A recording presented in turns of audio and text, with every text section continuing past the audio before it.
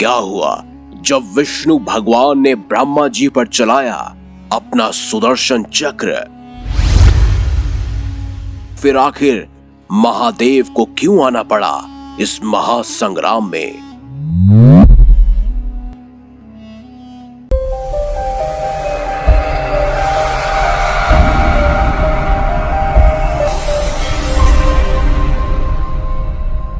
आप देख रहे हैं मिस्टीरियस हिंदू, अब एक नए अंदाज और एक नई आवाज में। तो चलिए अब करते हैं ज्ञान की बात। वीडियो शुरू होने से पहले चैनल को सब्सक्राइब करना ना भूलें। शिव पुराण की एक कथा के अनुसार एक दिन भगवान विष्णु माता लक्ष्मी के साथ शेषनाग की शैया पर विश्राम कर रहे थे।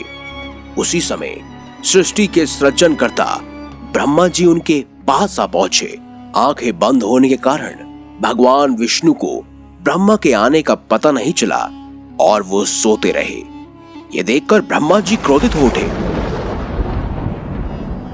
और विष्णु जी से बोले, मेरे आने के बाद भी तुम सोए हुए हो, जबकि मैं तुम्हारा स्वामी हूं। उसी समय भगवान विष्णु जी की आंखें खुल गई और ब्रह्मा जी के मुख से अपने लिए ऐसे कटु वचन सुनकर उन्हें भी गुस्सा आ गया।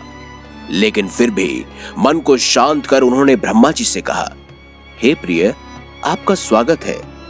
आप किस बात को लेकर क्रोधित हो रहे हैं? विष्णु जी की बातें सुनकर ब्रह्मा जी ने कहा, हे विष्णु, मैं जगत के साथ साथ तुम्हारा भी संरक्षक हूँ। पूरे जगत में मेरा सम्मान किया जाता है और फिर तुम मेरा अपमान कैसे कर सकते हो? तब विष्णु जी ने कहा, हे ब्रह्मा, आप तो भली भांति जानते ही हैं, मेरे अंदर पूरा ब्रह्मांड समाहित है। फिर भी आप मेरे नाभि कमल से उत्पन्न हुए हैं और मैं ही आपका पिता हूं। इसीलिए आपके सारे वचन और कथन सब झूठे हैं। विष्णु जी के इतना कहते ही ब्रह्मा जी और भी क्रोधित हो उठे और खुद को श्रेष्ठ बताने लगे। कुछ देर बाद तो दोनों के बीच श्रेष्ठता के लिए बहस हुई, लेकिन उसके बाद दोनों ने हथियार निकाल लिए। उसके बाद दोनों के बीच शुरू हुआ एक भयंकर महासंग्राम, प्रलयकारी युद्ध। युद्ध के शुरू होते ही भगवान विष्णु अपने वाहन गरुड़ पर सवार होकर ब्रह्मा जी पर बाणों की वर्षा करने लगे। इधर ब्रह्मा जी भी विष्णु जी पर तीर बरसाने लगे। इस तरह दोनों के बीच भयंकर युद्ध छिड़ गया। ब्रह्मा जी पर अपने बाणों का कोई असर ना होता देख विष्णु जी ने ब्रह्मा जी पर महेश्वर अस्त्र से प्रहार किया, जिससे बचने के लिए ब्रह्मा जी ने पशुपतास्त्र चला दिया। दोनों अस्त्रों के टकराने से अचानक ही पूरा ब्रह्मांड कांप उठा। लेकिन इसके बाद भी दोनों के बीच युद्ध चलता रहा। युद्ध का कोई भी परिणाम ना निकलता देखकर सभी देवी देवता डर गए और स्वर्ग से कैलाश पर्वत पर भगवान शिव से मिलने पहुंचे। शिव जी को विष्णु जी और ब्रह्मा जी के युद्ध के बारे में बताया गया और किसी तरह उन्हें रोकने के लिए कहा गया।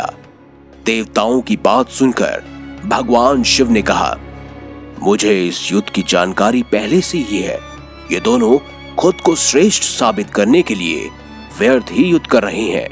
मैं स्वयं युद्ध क्षेत्र में जाकर इस युद्ध को रोक दूंगा। इसके बाद शिव जी ने युद्ध के मैदान की ओर प्रस्थान किया।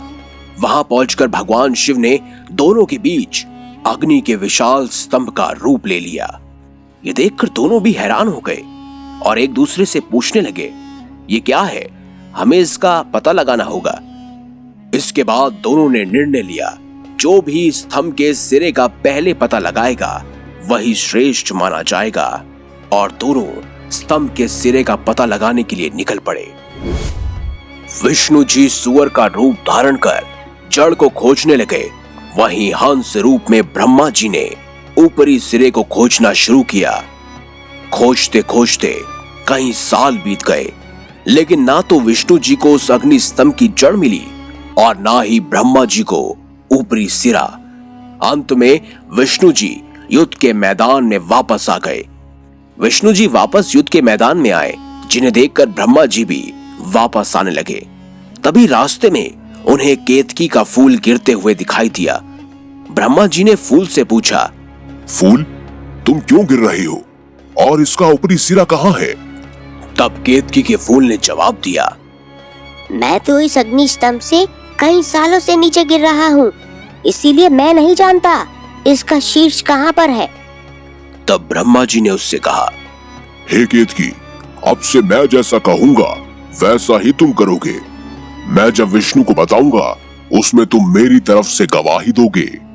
इतना कहकर ब्रह्मा जी ने केतकी फूल के साथ युद्ध स्थल पर पहुंचना आरंभ किया और वो युद्ध स्थल पर पहुंचे जहां विष्णु जी नाराज बैठे हुए थे।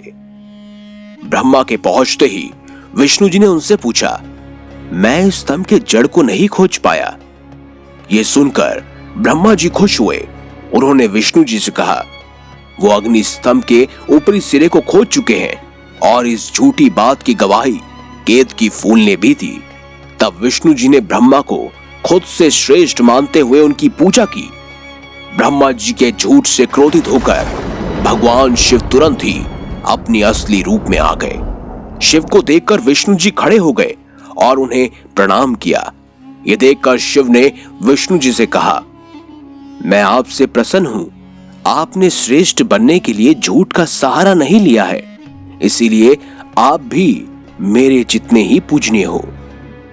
और ब्रह्मा जी को अहंकार का दंड देने के लिए भैरव को उत्पन्न किया और भैरव को ब्रह्मा के उस मुख को काट देने के लिए कहा जिससे उन्होंने झूठ बोला था।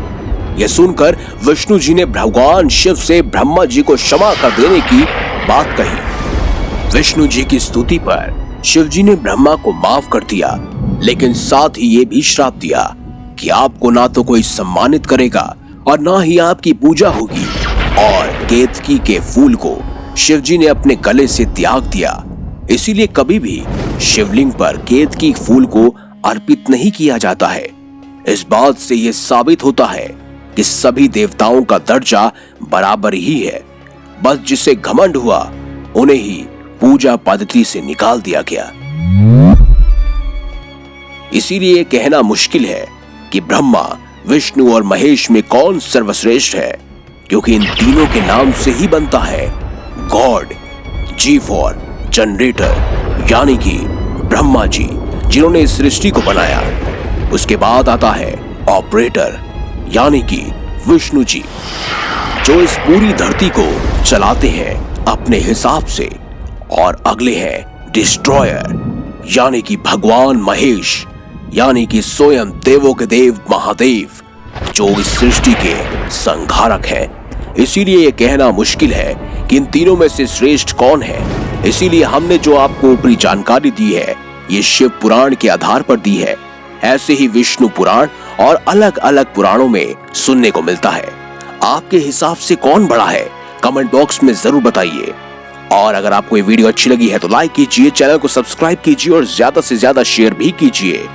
आज के ज्ञान में सिर्फ इतना ही। मिलेंगे अगली बार एक नए अंदाज और दोबारा मेरी आवाज के साथ। देखते रहिए मिस्टीरियस हिंदू, जो कि यहीं दिखाया जाता है आपको संपूर्ण ज्ञान।